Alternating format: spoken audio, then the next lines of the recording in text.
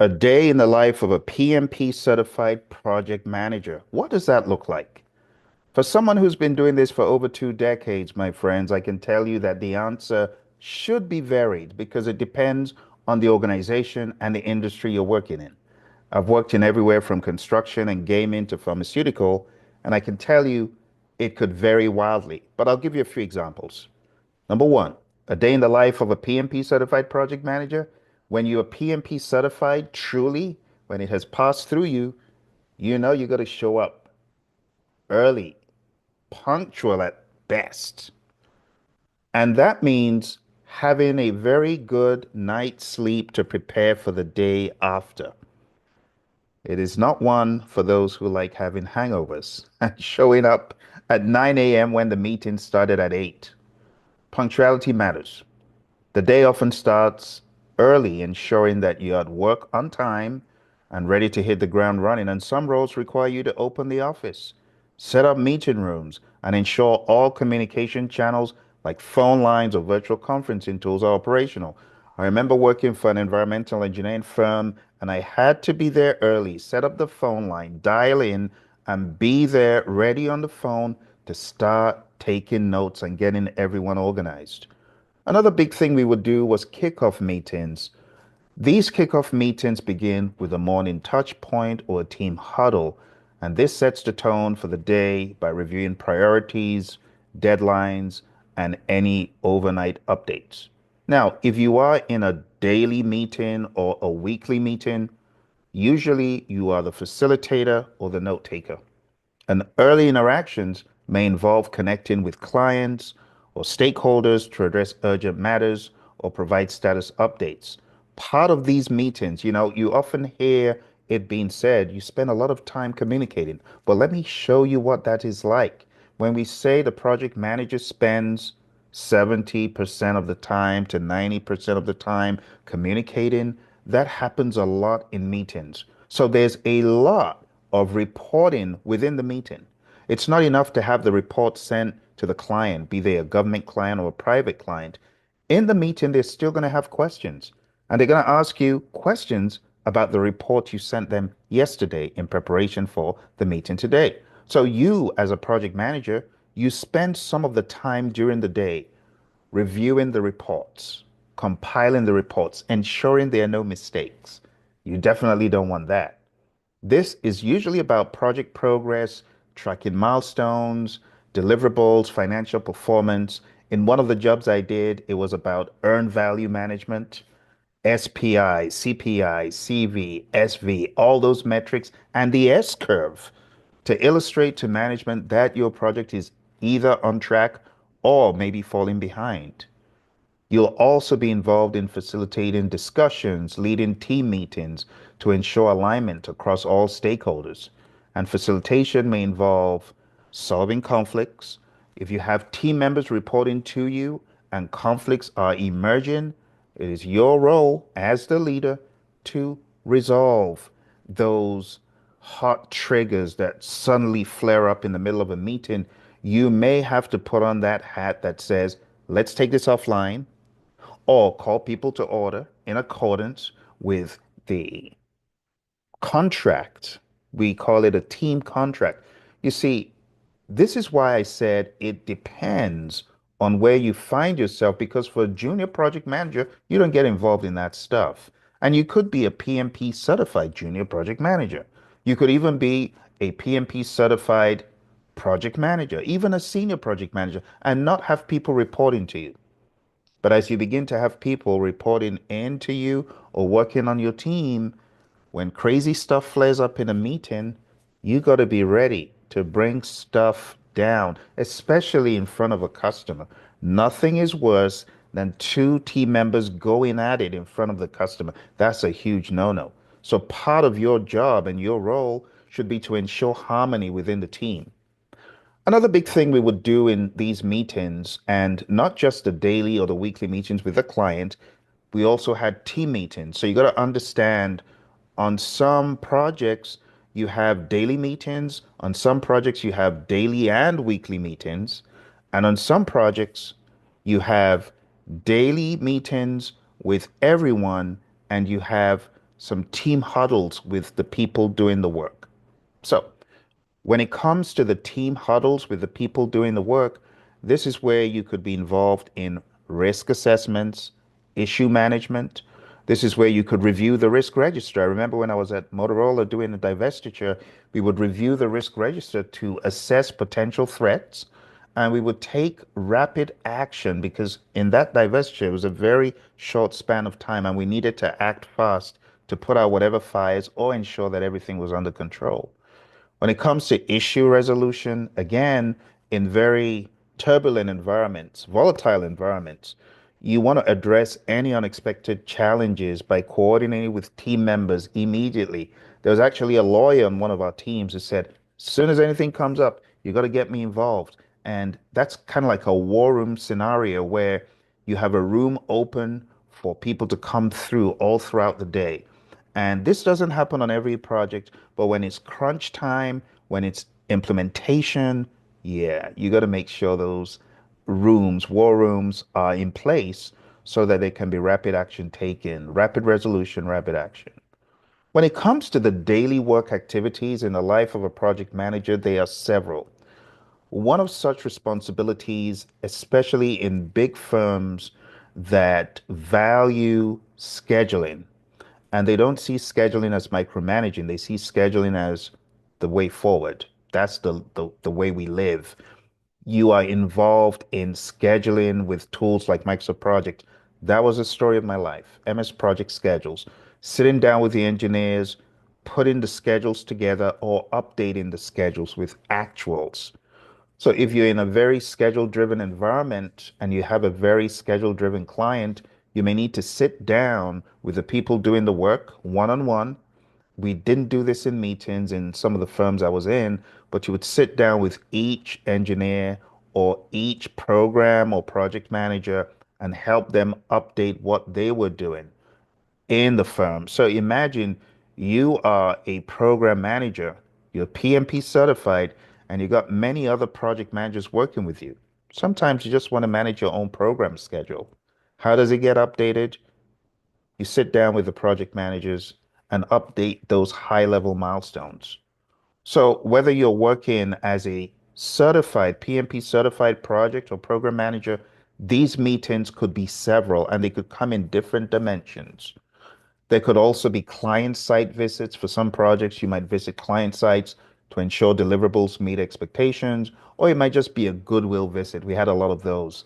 Mentoring and coaching, sharing expertise with team members by mentoring them. When I was at Honeywell, I made this part of my job. This was not part of my job description, but I realized a lot of my colleagues were failing the PMP exam, and they were being told if you don't pass this exam, you cannot elevate in the firm. And I felt bad about that. So, being a PMP, I wanted to help them. So, I asked my boss, and my boss said yes. So, that got added to my job.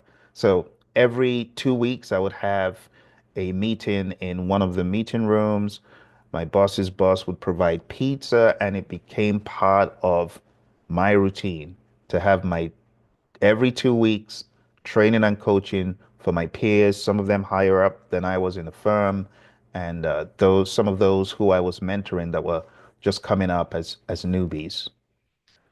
One of the things that a project manager should always expect to do is administrative and creative work. So part of the administrative work is going to be things like actually writing the report, getting the data from Microsoft Project to Excel, compiling it into a visually appealing output, brainstorming sessions where you're collaborating with your team on new ideas, new solutions, approaches to improve project outcomes. And you could also be involved in creating a WBS. There's a misnomer about project management that a newbie has, and that is I plan my project, I execute my project with my team, I monitor and control it and close it. And while that might happen for some, in the real world of project management, planning, it hardly ever ends. It's continuous planning. And I've found this in programs and projects alike. We call it adaptive planning. You got to adapt your plan. So, for example, we had a team member, Matt, and Matt didn't complete his groundwater treatment experiment yesterday. Well, Today, the customer is asking why that didn't happen. How did they know it didn't happen? Because they're looking at the Microsoft project schedule. And that's why part of my job on a daily basis was always updating the plan. And the plan's moved out. Why did it move out? Because Matt didn't do what he should have done yesterday. And this is how the world of a project manager who is in the weeds, and many of us are in the weeds, you got to adapt your plan. So in fast-paced companies like engineering or defense and space, projects evolve constantly. While executing one project, you may begin planning another, adjusting for changing priorities or new business needs. When it comes to risk analysis, again, it's something that you're going to be doing daily.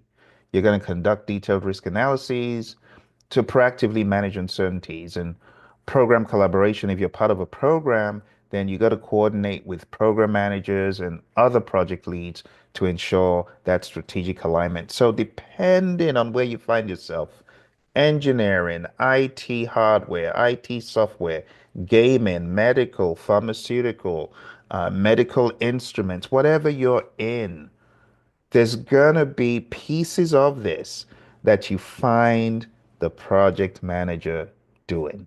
And it can be a lot of fun, but it could be very high pressure. And honestly, this is one of these jobs where you need to watch your mental health because if you're not watching your mental health, you are going to blow a gasket and it will not be good. So I encourage you to always remain calm under pressure. You got to do things like taking walks, having some tea or a drink of your choice, coffee, of course, no inebriation. Drinks like tea, coffee. Some people don't like that. Water, juice, whatever you need to just be yourself and calm and happy and satisfied. And a lot of walks, walking outside a facility. A lot of people take breaks that are for other things other than keeping fit. But I want to encourage you to use your break to keep fit, right? Go outside the office, walk the perimeter, go for your lunch break, take your lunch breaks. So for me, a day in the life of a PM, if you're not going for lunch, you are not doing yourself very good, my friend. Go for your lunch break. Decompress, eat good food, go to the cafeteria or bring your own food if the cafeteria food isn't that good, but have some sort of decompression. Don't shortchange yourself. That is what I can tell you, having worked in various industries as a project manager. Now, when it comes to wrapping up the day, it's something that could be thrown off because at the last minute, you could have something coming from the boss or something coming from on high. I would say at the end of the day, wrap it up on a nice high note. Good night to your fellow workers. Always have that optimistic, positive mental attitude. I started valuing this after working as a project manager for some years. I started realizing you need to leave on an upbeat note.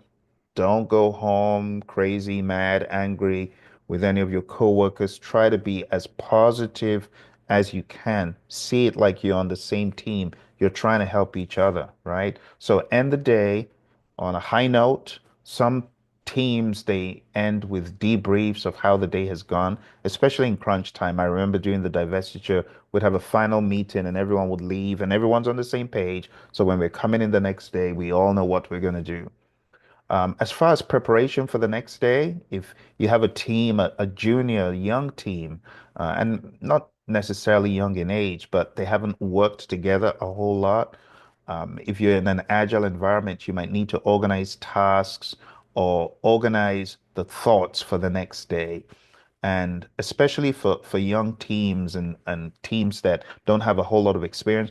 But once the team is mature, you don't need to do any of that. The team's on autopilot. They know what to do, but there might be instances where you need to ensure that loose ends are tied up and priorities are clear. And the reason why your PMP could help you is because you are approaching your work in a more methodical process driven way when you are doing the governance pieces, you're thinking integration. When you're doing the scope aspects, you're really hyper focused on scope and requirements traceability matrices, which have been invaluable to me. Work breakdown structures. When you're dealing with schedule, you're dealing with a software tool that has got your back, like Microsoft Project. Smartsheet isn't a bad one. When you're dealing with cost, Excel has got your back. When you're dealing with quality, you know that if you've got processes and procedures that have been put in place with team interaction and discourse and the history of the organization, you're in good hands. When it comes to resources, having a team charter, having a resource management plan, some sort of team contract to keep the team focused, when you have a plan for training, a training plan, and when you have that leadership mindedness to give your team feedback, you know, great things are going to happen. And when it comes to communication, honest, free, open, respectful communication. That works a whole lot. When it comes to risk, you should have a risk register. The risk management plan, to be quite honest, a lot of firms don't do that. But when it comes to a risk register, that is one you should not compromise. There could be really bad things happen when you're not actively planning for risk. And when it comes to procurement, sometimes you're involved and other times you're not. There are a lot of jobs I was not involved in the procurement, but there was some where the procurement responsibilities fell on my lap, and you need to be ready to represent the firm, to negotiate in good faith, to be respectful, and to make sure you find that middle ground. So, in conclusion, my friends, the life of a project manager who is certified is dynamic and demanding. There might be some cushy jobs where you're not doing a whole lot and you're getting away with not doing so much, but I realize that in this day and age, once you're given that salary that is going towards that six figures and beyond and in the 200s and high 200s, it requires a mix of strategic planning, proactive problem solving, effective communication to ensure success. So if you're ready to thrive in this exciting role of project management, the PMP provides the tools, the confidence to excel.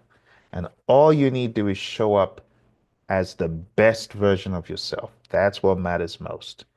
Thank you for joining me, my friends. I wish you all the best in your journey. If you have questions, put them in the comments below. But remember, I offer coaching and mentoring to people who are transitioning roles or are stuck in a role and going through a tough time. For that coaching and mentoring, go to pmanonymous.com. I can guarantee you, we'll get you out of that bottleneck. We'll get you unstuck. Thank you for joining, and I'll see you next time.